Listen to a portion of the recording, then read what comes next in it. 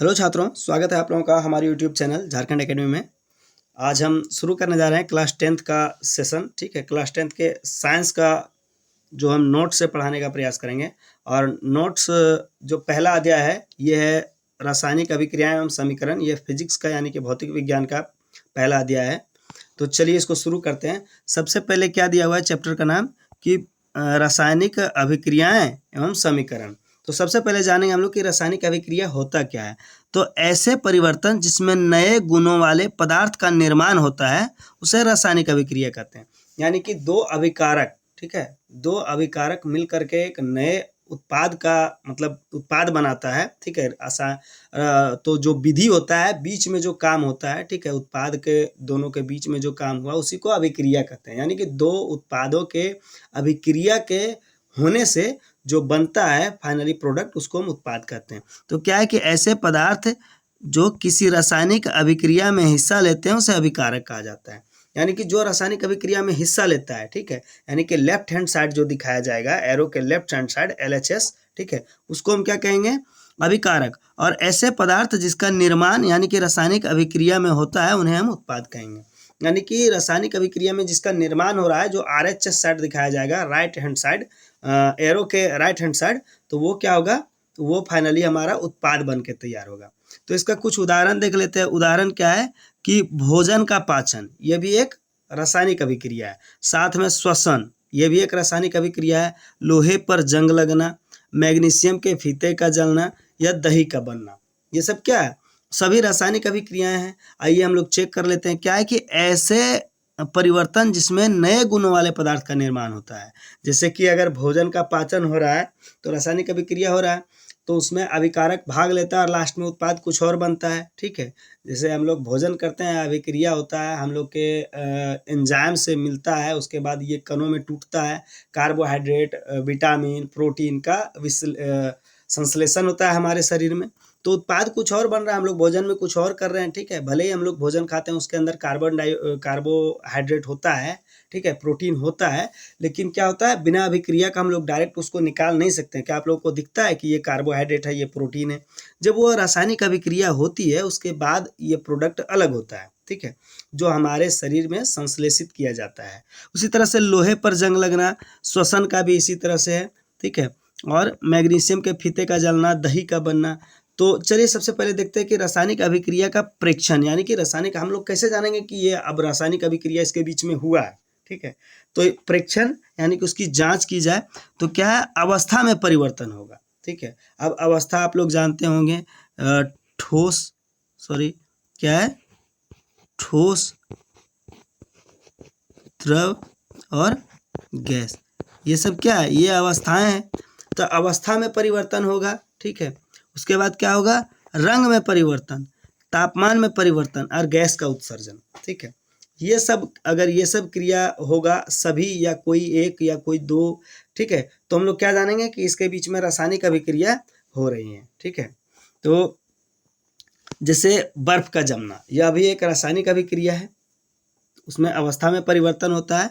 बर्फ क्या है, जल से जमता है, तो जल क्या है, द्रव होता है, और उसके बाद उससे बर्फ जम गया, तो बर्फ क्या है, ठोस है। तो ये एक रासायनिक अभिक्रिया है। तो यही अवस्था में परिवर्तन यहाँ भी हो रहा है। उसी तरह से जलवाष्प का बनना, यानी कि जल जो है उसका वाष्प में बदलना, हवा भाप में बदलना, वो भी एक रासायनिक अभिक्रिया है। वहाँ भी अवस्था में परिवर्तन हो रहा है। जैसे कि जल क्या है, द्रव अवस्था में है, और उसमें हम लोग थोड़ा सा उष्मा देते हैं, थोड़ा सा ताप देते हैं, और वो जलवाष्प में बदल जाता है, भाप में बदल जाता है, तो वहाँ भी रासायनिक अभिक्रिया हो रहा है। ठीक है, तो आगे देखते हैं हम लोग कि रासायनिक परिवर्तन को प्रदर्शित करना, हम लोग आखिर दिखाएंगे कैसे, प्रदर्शित कैसे करेंगे। ठीक है, रासायनिक अभिक्रिया अगर कोई पूछे कि हुआ है तो उसको प्रदर्शित करिए, दिखाइए, तो किस तरह से दिखाएंगे। देखिए, जो हम LHS बोले थे, RHS, ठीक है, बीच में एरो है, ठीक है, एक साइड LHS है, एक साइड RHS है, यानी कि राइट हैंड साइड, ठीक है, दाएं हाथ की तरफ, बाएं हाथ की तरफ LHS है। तो क्या बोले थे, जो अभिक्रिया में भाग लेता है उसको अभिकारक कहा जाता है, और जो फाइनली प्रोडक्ट बन के तैयार होता है, ठीक है, यानी कि उत्पाद, उसको कहा जाता है। जो प्रोडक्ट बनेगा उसको उत्पाद कहा जाता है। जैसे यहाँ देखिए, जिंक और सल्फ्यूरिक अम्ल दो अभिकारक है, ठीक है, एक तो है जिंक और दूसरा सल्फ्यूरिक अम्ल। इसको शब्द समीकरण कहा है, लेकिन इस तरह से दिखाया नहीं जाता है। रासायनिक समीकरण हमेशा सूत्रों यानी कि जो उसका सांकेतिक नाम होता है, किसी भी पदार्थ का जो सांकेतिक नाम होता है, जैसे कि जिंक का होता है Zn, तो उस तरह से ये परफेक्ट है रासायनिक अभिक्रिया को दिखाने का, ये समझने के लिए दिया गया है। ठीक है, तो क्या है, जिंक और सल्फ्यूरिक अम्ल जब ये दोनों मिलकर के एक साथ रिएक्शन करते हैं, ये दोनों रिएक्शन करने से पहले दोनों क्या है, अभिकारक हैं, अलग अलग हैं। ठीक है, और इसको हम लोग मिलाते हैं और रिएक्शन जब करता है तो क्या बनता है उत्पाद, कि जिंक सल्फेट प्लस हाइड्रोजन। ठीक है, एक तो जिंक सल्फेट बना और हाइड्रोजन, जैसे गैस का उत्सर्जन, तो यहाँ कौन से गैस का उत्सर्जन हो रहा है, हाइड्रोजन गैस का यहाँ पे उत्सर्जन हो रहा है। यहाँ पे देखिए दिया गया है, ये हम लोग कैसे जानेंगे कि रासायनिक अभिक्रिया का प्रेक्षण करने के लिए जानेंगे कैसे कि हुआ है कि नहीं। तो यहाँ पे गैस का भी उत्सर्जन हो रहा है। ठीक है, उसके बाद अगर इसको सही तरीके से लिखा जाए तो जिंक के लिए जो उसका सांकेतिक नाम है Zn। ठीक है, उसी तरह से सल्फ्यूरिक अम्ल का क्या है, H2SO4, जो आप लोग देख सकते हैं यहाँ दिया हुआ है, और ये दोनों LHS साइड है। ठीक है, लेफ्ट हैंड साइड, और इसका जब ये दोनों उत्पाद है, सॉरी ये दोनों अभी कारक है। ठीक है, क्योंकि ये अभी भाग ले रहा है रासायनिक अभिक्रिया में, और फाइनली जो बन करके तैयार हुआ ये उत्पाद है, ये क्या है, ZnSO4। ठीक है, ZnSO4 प्लस H2, यानी कि जिंक सल्फेट प्लस हाइड्रोजन। चलिए आगे देखते हैं क्या है। आगे इसी को बताया गया है कि रासायनिक समीकरण, रासायनिक अभिक्रिया रासायनिक समीकरण द्वारा निरूपित किया जाता है। रासायनिक समीकरण क्या है, कि जो रासायनिक अभिक्रिया होता है उसको रासायनिक समीकरण द्वारा निरूपित किया जाता है, यानी दर्शाया जाता है, दिखाया जाता है। और रासायनिक समीकरण में तत्वों के प्रतीक या अभिकारक और उत्पाद के रासायनिक सूत्र उनकी भौतिक अवस्था के साथ लिखा जाता है। यानी कि रासायनिक को हम हमेशा, देखिए यहाँ पे क्या लिखा हुआ है कि रासायनिक को क्या करेंगे, रासायनिक समीकरण को तत्वों के प्रतीक, ठीक है, प्रतीक चिन्ह, जैसे कि जिंक के लिए Zn का प्रयोग हुआ था, या अभिकारक, ठीक है, और उत्पाद के रासायनिक सूत्र, जैसे उत्पाद के रासायनिक सूत्र में यहाँ आप लोग देखे थे कि क्या बन करके तैयार हुआ था, उत्पाद बन करके तैयार हुआ था ZnSO4, यानी कि जिंक सल्फेट। तो उसका रासायनिक समीकरण, ठीक है, उत्पाद का रासायनिक सूत्र और उनकी भौतिक अवस्था के साथ लिखा जाता है। यानी कि जो प्रोडक्ट बना, उत्पाद बना, वो सॉलिड में है या लिक्विड में है या गैस में है, ये भौतिक अवस्था के साथ रासायनिक अभिक्रिया में लिखा जाता है। ठीक है, आगे देखिए क्या लिखा है कि रासायनिक अभिक्रिया में आवश्यक परिस्थिति जैसे ताप, दाब, उत्प्रेरक आदि को तीर के निशान के ऊपर लिखा जाता है। ठीक है, यानी कि अगर हम लोग किसी चीज़ को अगर रिएक्शन कराने के लिए किसी में अगर ताप देने की आवश्यकता है, जैसे कि अभी हमने आप लोगों को दिया कि मान लीजिए H2O, ठीक है, जल को जलवाष्प बनाना है। ठीक है, जल को जलवाष्प बनाना है। यहाँ मान लीजिए अभिकारक जल है और हम लोग क्या बना रहे हैं, भाप। ठीक है, जलवाष्प। तो यहाँ एरो का निशान देंगे तो यहाँ क्या देंगे, ताप। बिना ताप का क्या जल भाप के रूप में बदल सकता है, नहीं। तो यहाँ एरो जो रहेगा, एरो के ऊपर हम क्या लिखेंगे, ताप, यानी कि हम ताप दे रहे हैं बीच में। ठीक है, या कोई उत्प्रेरक देंगे। उत्प्रेरक क्या होता है, किसी भी रासायनिक अभिक्रिया को फास्ट करने के लिए उत्प्रेरक दिया जाता है। ठीक है, तो अलग अलग रासायनिक अभिक्रिया में अलग अलग तरह का उत्प्रेरक यूज होता है, आगे चैप्टर में दिया होगा शायद। तो अगर ये सब चीज़ का हम अगर उपयोग कर रहे हैं, ताप का या दाब का या उत्प्रेरक का, तो इसको क्या किया जाता है, हमेशा एरो के ऊपर यहाँ पे लिखा जाता है। ठीक है, जैसे यहाँ पे, ठीक है, हमेशा एरो के ऊपर इसको दर्शाया जाता है कि क्या किस कारण से हो रहा है रिएक्शन, ऑटोमेटिक हो रहा है, नेचुरल रिएक्शन, कि ताप की आवश्यकता है कि दाब की आवश्यकता है। और रासायनिक अभिक्रिया को संतुलित करना, यह एक बहुत इंपॉर्टेंट चीज़ है कि रासायनिक अभिक्रिया को संतुलित किया जाता है। क्यों? क्योंकि एक नियम है द्रव्यमान संरक्षण का नियम, और ये क्या कहता है द्रव्यमान संरक्षण का नियम, कि किसी भी रासायनिक अभिक्रिया में द्रव्यमान न तो निर्माण हो सकता है और न ही विनाश। ठीक है, कोई भी रासायनिक अभिक्रिया अगर हो रहा है तो उसमें ना ही द्रव्यमान का विनाश होगा, ठीक है, और ना ही द्रव्यमान का निर्माण होगा। जैसे एक छोटा सा रासायनिक अभिक्रिया ले लेते हैं समझने के लिए, कि एक H2O है, जल। ठीक है, यानी शब्द में ही लिख देते हैं, जैसे एक जल है, थोड़ा सा स्पेस लेकर के लिखते हैं तब समझ में आएगा। कि क्या है, जैसे जल है, ठीक है, प्लस चीनी दोनों। और अगर मान लीजिए बना क्या बाद में, शरबत, ठीक है, क्या बना, शरबत। तो अगर ये बन रहा है तो हम अगर जल लिए हैं 200 ग्राम, ठीक है, ml में छोड़ दिए ग्राम, और सॉरी 200 ग्राम, और अगर चीनी लिए हैं 100 ग्राम, तो जो हमारा शरबत का द्रव्यमान होगा क्या होगा, 300 ग्राम हमेशा। क्यों? क्योंकि इसका द्रव्यमान और इसका द्रव्यमान, दोनों का द्रव्यमान, नहीं इसमें द्रव्यमान का ह्रास हो सकता है और ना ही द्रव्यमान का निर्माण हो सकता है। तो इसमें कोई भी परिवर्तन नहीं होगा, क्योंकि इसका वजन, ठीक वजन सॉरी इसका द्रव्यमान प्लस इसका द्रव्यमान, दोनों का द्रव्यमान हमको कहाँ देखने में मिलेगा, ये भी अभिकारक है, ये भी अभिकारक है, और दोनों का द्रव्यमान हमको कहाँ देखने को मिलेगा, उत्पाद में हमेशा, ठीक है। तो आइए इसको हम लोग बैलेंस करके देखते हैं, ये समझने के लिए था, बैलेंस करके देखते हैं कि किस तरह से बैलेंस किया जाता है और इसके लिए क्या क्या आवश्यक है। क्या आवश्यक है कि रासायनिक अभिक्रिया के पहले, ठीक है, रासायनिक अभिक्रिया के पहले यानी अभिकारक एवं उनके पश्चात, यानी कि प्रत्येक तत्व के परमाणु की संख्या समान होनी चाहिए। यानी इधर जितना होगा LHS साइड, इस साइड जितना होगा उतना ही इस साइड होना चाहिए। क्या? प्रत्येक जितना भी है कि प्रत्येक तत्व के परमाणु संख्या एकदम समान होनी चाहिए, जितना इधर होगा उतना इधर होगा। आइए इसको डिटेल से हम लोग जानते हैं कि एक रिएक्शन दिया हुआ है, आप लोग देख सकते हैं। क्या रिएक्शन दिया हुआ है कि Fe प्लस H2O, ठीक है, Fe प्लस H2O। अब ये कोई अभिकारक जो बन करके तैयार होगा वो क्या होगा, FeO4 प्लस H2, ठीक है, ये बन के तैयार हुआ क्या, उत्पाद। ये है उत्पाद और ये है अभिकारक। आइए इसके बारे में हम लोग इसको कैसे बैलेंस करना है इसके बारे में जानते हैं। ये बैलेंस है कि नहीं, सबसे पहले इसको चेक करेंगे, उसके बाद हम लोग इसको बैलेंस करेंगे। आइए देखते हैं कि क्या है। यहाँ मेरा Fe का एक अणु है, ठीक है, क्या है इसका, Fe का एक अणु है, और यहाँ Fe हमको दो अणु में दिख रहा है।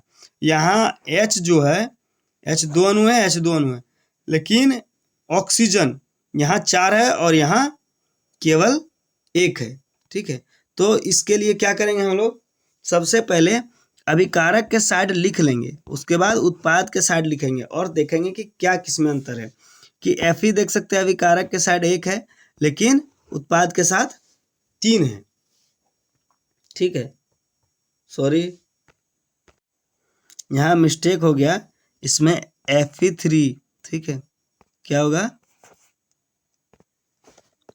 Fe3O4 होगा, ठीक है, Fe3O4। तो क्या है कि इसमें Fe आप लोग देख सकते हैं, यहाँ पे 1 है और यहाँ 3 है। उसी तरह से हाइड्रोजन Fe क्या है, आयरन, आयरन यहाँ 1 है यहाँ 3 है। उसी तरह से हाइड्रोजन यहाँ 2 है यहाँ भी 2 है, ये यानी कि बैलेंस है। ऑक्सीजन यहाँ 1 है और यहाँ 4 है। तो आइए इसको बैलेंस करते हैं। किस तरह से बैलेंस करेंगे कि सबसे अधिक परमाणु वाले तत्व को अभिकारक या उत्पाद की साइड अनुचित गुणांक लगाकर संतुलित कीजिए, ठीक है।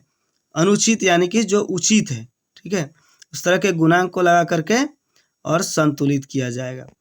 तो सबसे पहले संतुलित करने के लिए क्या करना है कि हम लोग जो भी तत्व लिए हैं उसके सामने उसके साथ एक ऐसे घेरा बना देंगे, ठीक है, इस तरह का। और जो घेरा बनाए हैं उसके अंदर हम लोग किसी प्रकार का कोई छेड़छाड़ नहीं कर सकते हैं, ठीक है, कि इस पर हम किसी प्रकार का छेड़छाड़ नहीं कर सकते हैं। अब क्या दिख रहा है कि Fe यहाँ पे कितना है, 1 है अभिकारक के और इधर है 3, तो हमको यहाँ पे करना पड़ेगा 3, जो कि यहाँ किया हुआ है, ठीक है, आप लोग देख सकते हैं Fe3 किया हुआ है, ठीक है। अब ये 3 है, आयरन 3 हो गया दोनों साइड से, ठीक है। अब क्या हुआ, क्या कम हो रहा है, हाइड्रोजन था, लेकिन ऑक्सीजन यहाँ कितना था, ऑक्सीजन यहाँ 1 था और यहाँ 4 था। तो हम क्या करेंगे कि ऑक्सीजन को यहाँ पे 4 करेंगे, ठीक है, क्या करेंगे 4। अब ऑक्सीजन 4 हो गया तो हाइड्रोजन कितना हो गया, 8 हो गया, ठीक है, हाइड्रोजन 8 हो गया। अब हमको हाइड्रोजन इधर भी 8 करना है, तो क्या करेंगे, यहाँ पे हाइड्रोजन के लिए 4 लगाएंगे, ठीक है, यहाँ हाइड्रोजन के लिए 4 लगाएंगे, जो कि आप लोग देख सकते हैं, ठीक है। यहाँ पे Fe के साथ 3 लगा हुआ है, यानी कि इसके भी 3 अणु हो गए, इधर भी 3 अणु हो गए आयरन के, और हाइड्रोजन के यहाँ 8 हो गए, तो यहाँ भी 8 हो गए, ऑक्सीजन के यहाँ 4 हैं तो यहाँ भी 4 हैं। यानी कि ये पूरी तरह से एक बैलेंस समीकरण है, ये पूरी तरह से बैलेंस समीकरण है। यहाँ आप लोग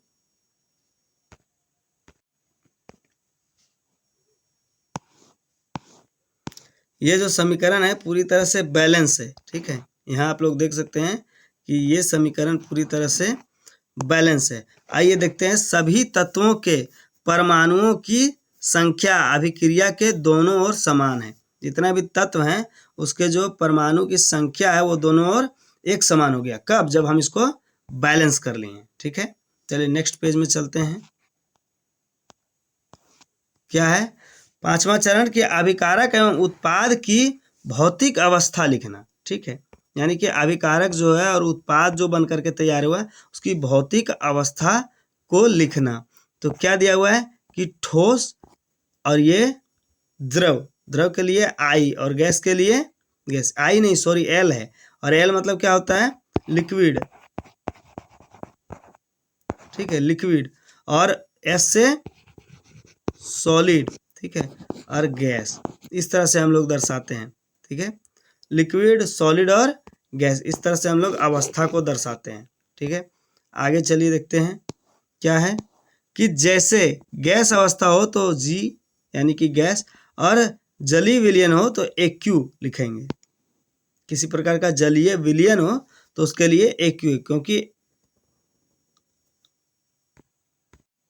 देख सकते हैं यहाँ 3FeS, ठीक है, और यहाँ 4H2OG और Fe2 प्लस 4H2OG, यानी कि ये गैस है, ठीक है, और ये भी गैस है, और ये जो था Fe, ठीक है, यानी कि आयरन, वो सॉलिड में था।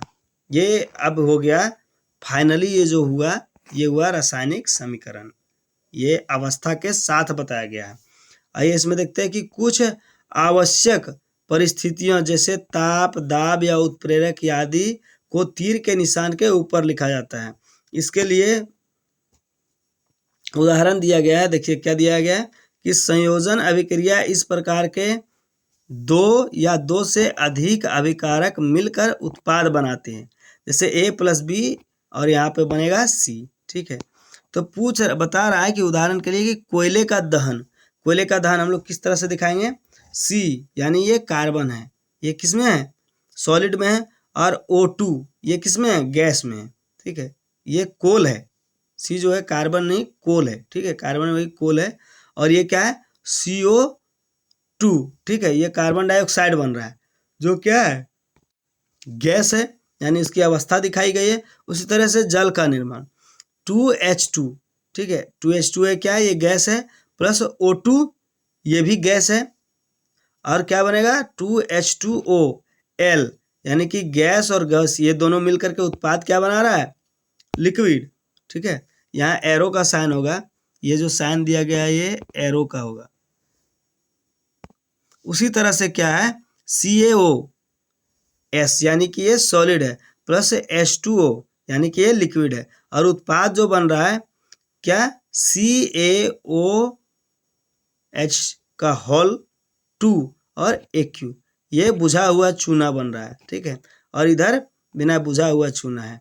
आप एक ऊष्माक्षेपी अभिक्रिया, ऊष्माक्षेपी अभिक्रिया जिन अभिक्रियाओं में उत्पाद के निर्माण के साथ साथ ऊष्मा का भी उत्सर्जन होता हो, ठीक है।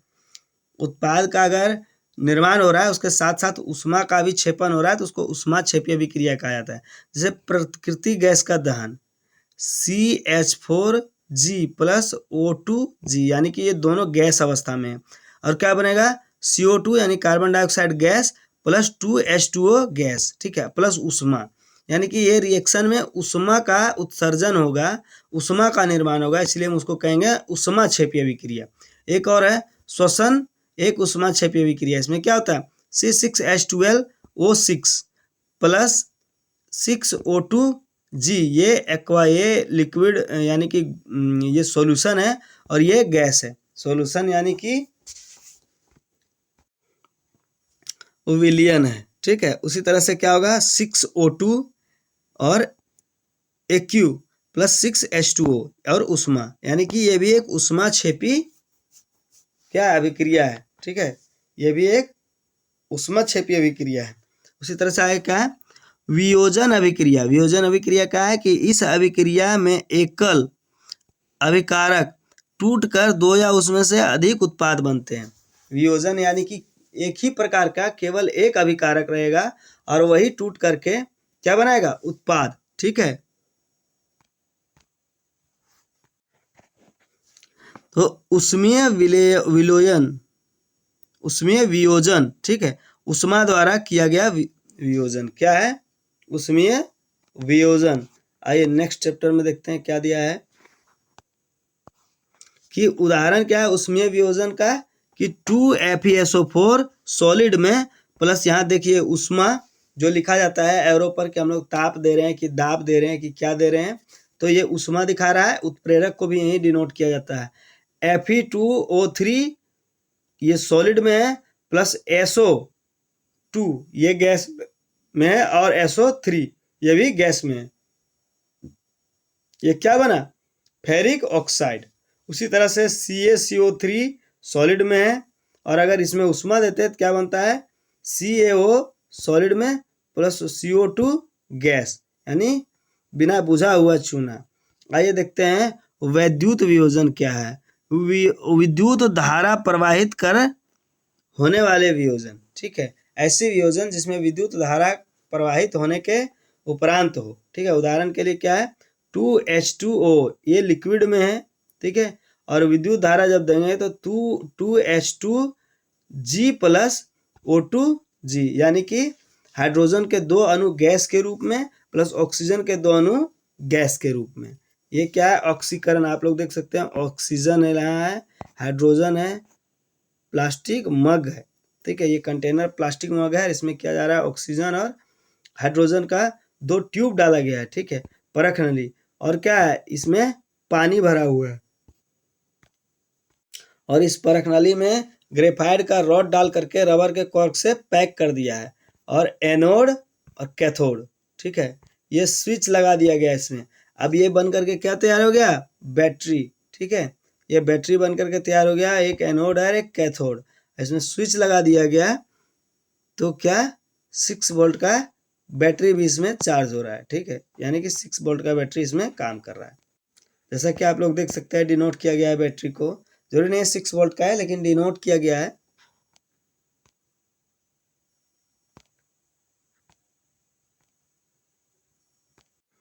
उदाहरण के लिए क्या है कि आप लोग देख सकते हैं सूर्य का प्रकाश किसमें, 2AgCl सॉलिड में प्लस सूर्य का प्रकाश अगर इसमें लगता है तो 2Ag सॉलिड में प्लस Cl2 गैस हो जाता है। उसी तरह से 2AgBr प्लस, जैसे इसमें सूर्य का प्रकाश लगता है, ये सॉलिड में है 2AgBr और 2Ag प्लस S, यानी कि ये सॉलिड में है, प्लस Br2 ये गैस में है, ठीक है। इस अभिक्रिया का उपयोग श्याम श्वेत फोटोग्राफी में होता है। श्याम श्वेत फोटोग्राफी क्या होता है, जो पहले नेगेटिव को धुला जाता था, ठीक है, जो नेगेटिव का कैमरा होता था जिसमें रील डलता था और उसमें नेगेटिव होता था। आप लोग अपने एक पीढ़ी पहले के लोगों से पूछ सकते हैं पहले फोटो किस तरह से खींचा जाता था, रील डाल करके, और ये इसमें इसका जब धुलाई होता था रील का तो उससे फोटो साफ होता था। उष्मा शोषी अभिक्रिया क्या है, जिन अभिक्रियाओं में अभिकारक को तोड़ने के लिए उष्मा, प्रकाश या विद्युत का उत्सर्जन, विद्युत का ऊर्जा की आवश्यकता हो, उसको क्या कहेंगे, उष्मा शोषी, यानी कि सीधा सीधा जो उष्मा का या किसका, उष्मा का या प्रकाश का या विद्युत का